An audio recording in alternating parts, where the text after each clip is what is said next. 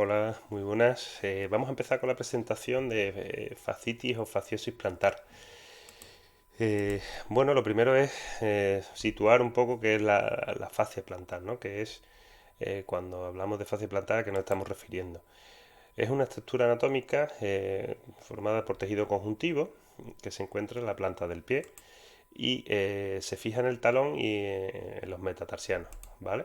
Eh, es la que forma, por la tensión que tiene, le da forma al arco plantar y transmite la fuerza necesaria para realizar la propulsión del pie. También ayuda, como hemos dicho, a sustentar eh, el arco plantar.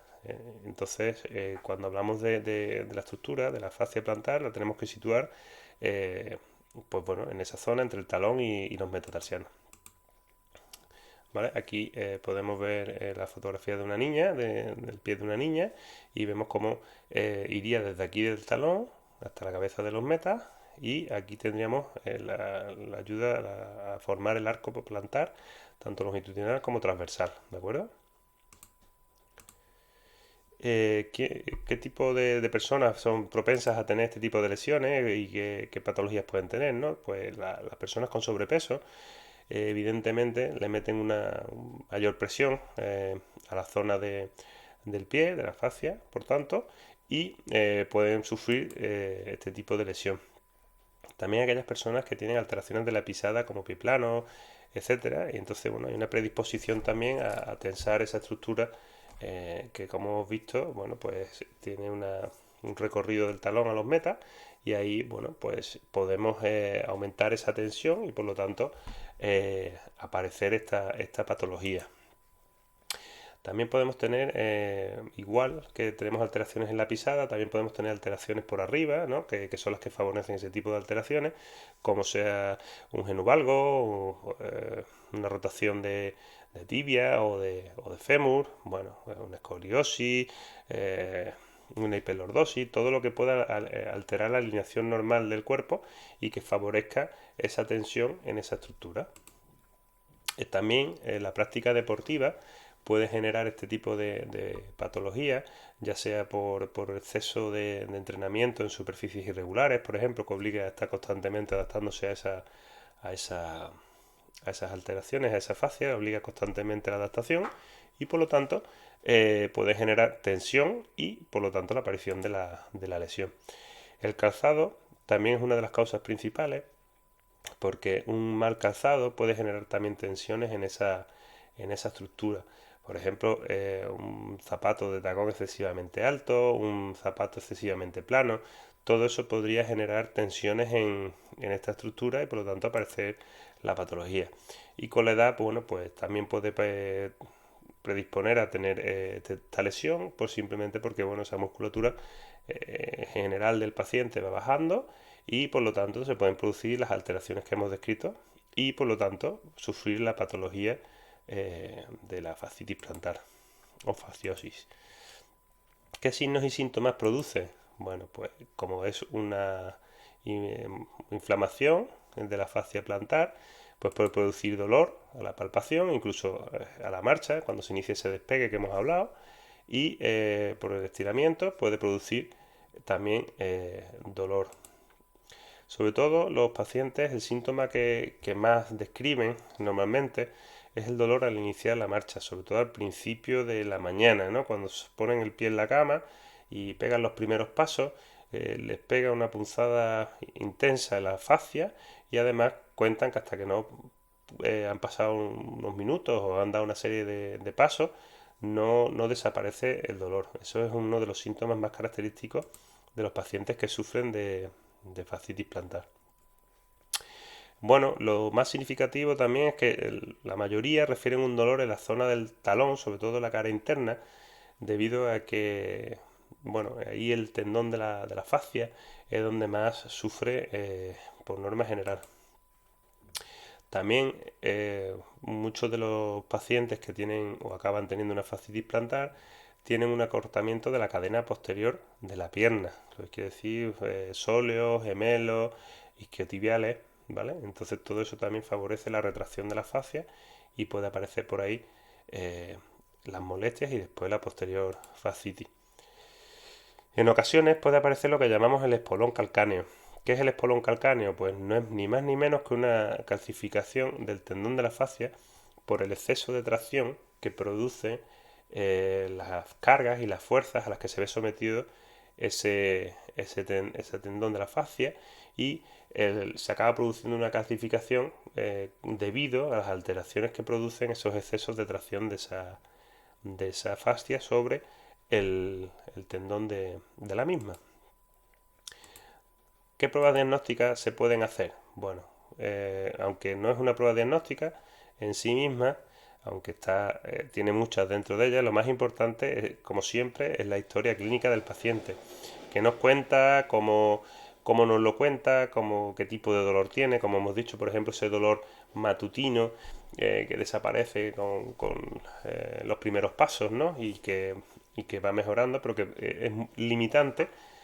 Todas esas informaciones son importantes. Por supuesto, dentro de la historia clínica incluimos, como siempre, también la valoración manual y todas las pruebas que estimemos oportunas. En consulta podemos realizar una ecografía y, bueno, valorar cómo está la fascia y sobre todo ese tendón a nivel de talón, que es donde suele producir más problemas y, bueno, podemos ver si existe la calcificación del espolón calcáneo. Y como siempre, la resonancia es la que no va a dejar lugar a dudas, ¿no?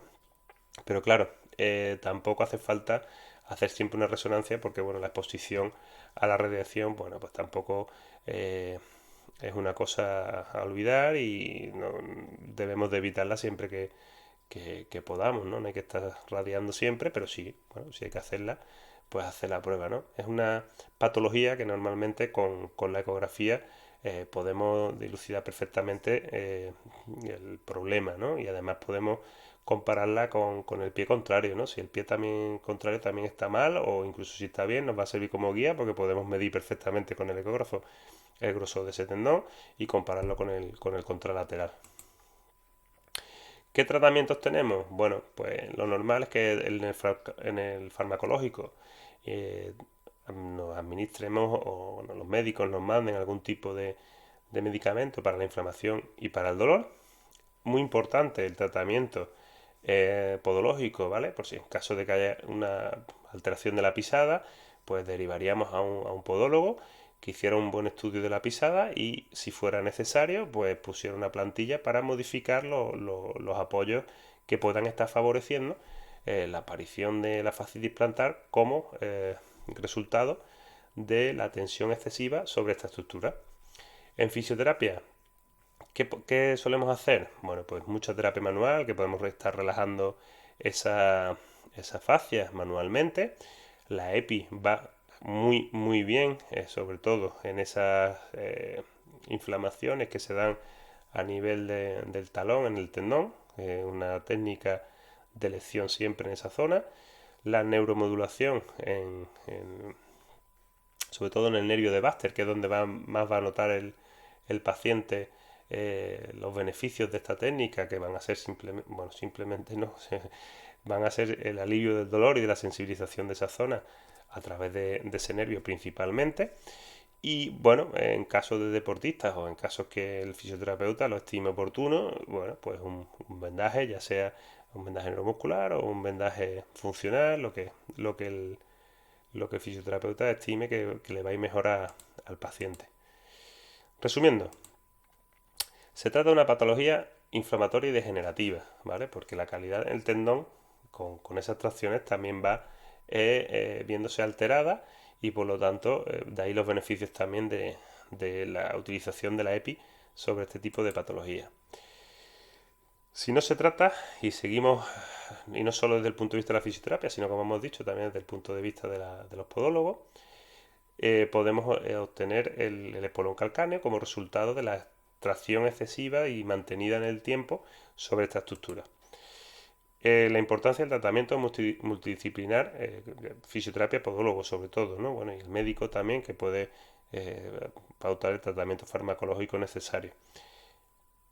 Y la fisioterapia, destacar el papel de la fisioterapia como herramienta de mejora definitiva, perdón, con la ayuda de la podología en este tipo de patología.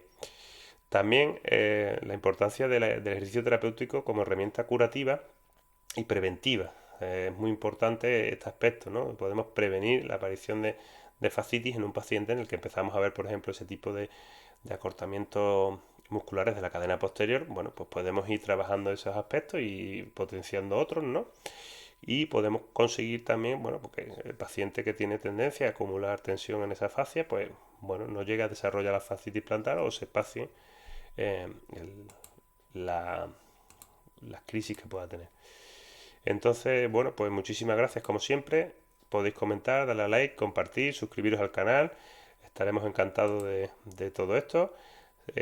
Síguenos en redes sociales. Recuerda que tenemos nuestra página preguntalatufisio.com donde estamos publicando constantemente bueno, pues entradas en el blog y cosas que creemos que pueden ser de vuestro interés. Cualquier duda, cualquier comentario que queráis hacernos directamente, pues estamos a vuestra disposición en info@preguntalatufisio.com. Y nada, muchas gracias y hasta el próximo vídeo.